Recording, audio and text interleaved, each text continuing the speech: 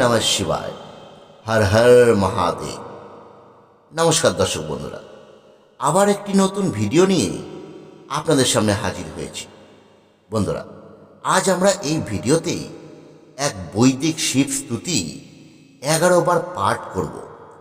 যে শিব স্তুতি সম্পর্কে শাস্ত্রে বলা রয়েছে, শ্রাবণ মাসে যে শিবভক্ত এই বৈদিক শিব স্তুতি শ্রবণ করতে করতে তার মনস্কামনার কথা চিন্তা করবে, বাবা তার মনস্কামনা এই শ্রাবণ মাসেই পূরণ করবে। বন্ধুরা, আপনারা এই শ্রাবণ মাসে যতই ব্যস্ত থাকুন না কেন, এই মাসে আপনি অবশ্যই বাবার মাথায় জল ও বেলপাতা অর্পণ করবেন এবং তার সঙ্গে সঙ্গে এই শিব স্তুতি প্রত্যহ দিনের যে কোনো সময় মাত্র 11 বার ভক্তি ভরে শ্রবণ করবেন। আর শ্রবণের সময় চিন্তা করবেন, আপনার মনের ইচ্ছেটি ইতিমধ্যেই পূরণ হয়ে গেছে। আপনার ইচ্ছে পূরণ হলে আপনার মনে ঠিক কী প্রকার আনন্দ অনুভব হবে, সেই অনুভবটি আনবার চেষ্টা করুন। দেখবেন এই নিয়মে প্রত্যহ মাত্র 11 বার এই শিবস্তুতি শ্রবণে আপনার মনের ইচ্ছেটি এই শ্রাবণ মাসেই পূরণ হয়ে যাচ্ছে। যাই হোক বন্ধুরা, আমরা এবার 11 বার পাঠ করতে চলেছি সেই বৈদিক শিবস্তুতি।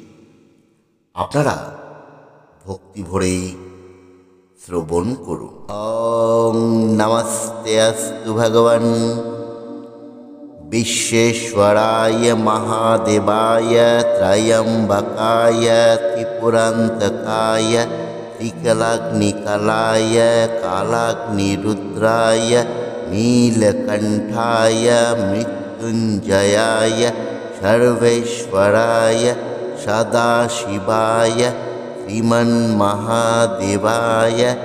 নমঃ।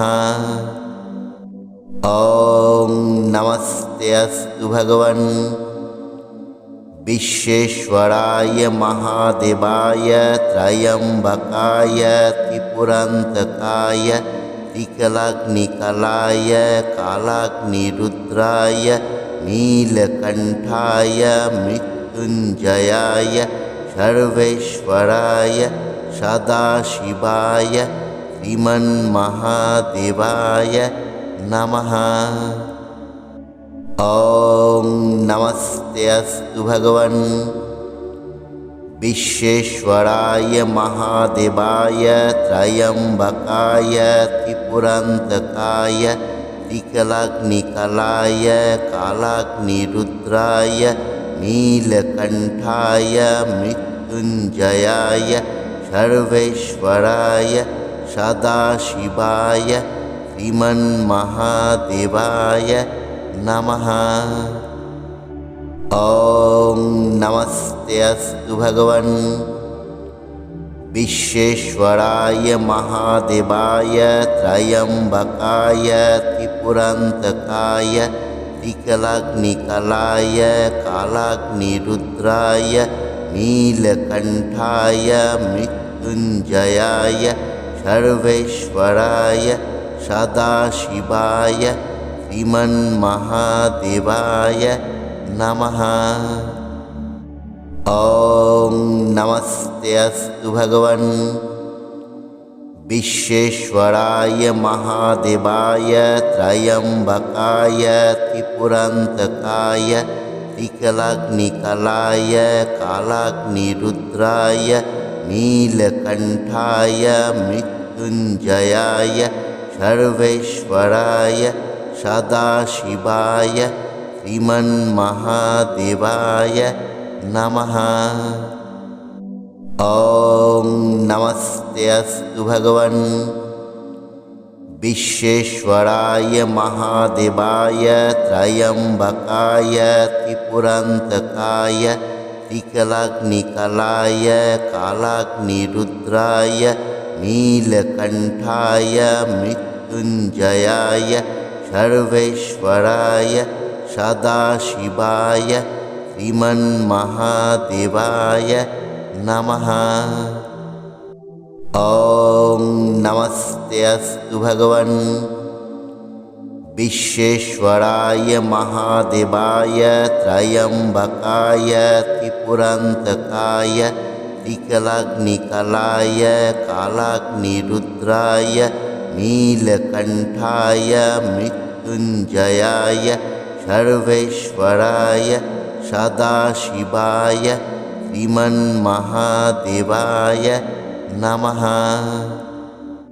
ॐ नमस्ते अस्तु भगवन् विश्वेश्वराय महादेवाय त्रयंबकाय त्रिपुरान्तकाय त्रिकलाग्निकलाय कालाग्निरुद्राय नीलकण्ठाय मृत्युञ्जयाय सर्वेश्वराय सदाशिवाय श्रीमन्महादेवाय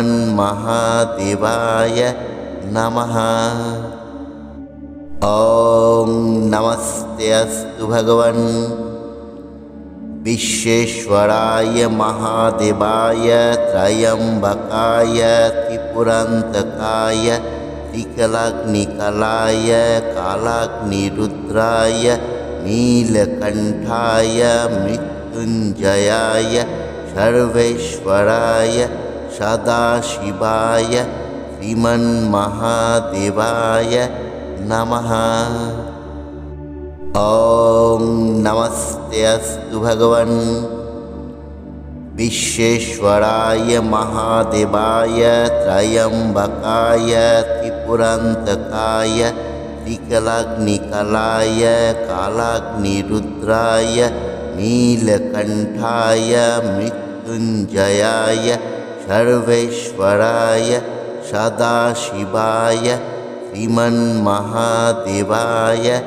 नमः। ॐ नमस्ते अस्तु भगवन् विश्वेश्वराय महादेवाय त्रयंबकाय त्रिपुरान्तकाय त्रिकलाग्निकलाय कालाग्निरुद्राय नीलकण्ठाय मृत्युञ्जयाय सर्वेश्वराय सदाशिवाय श्रीमन्महादेवाय नमः।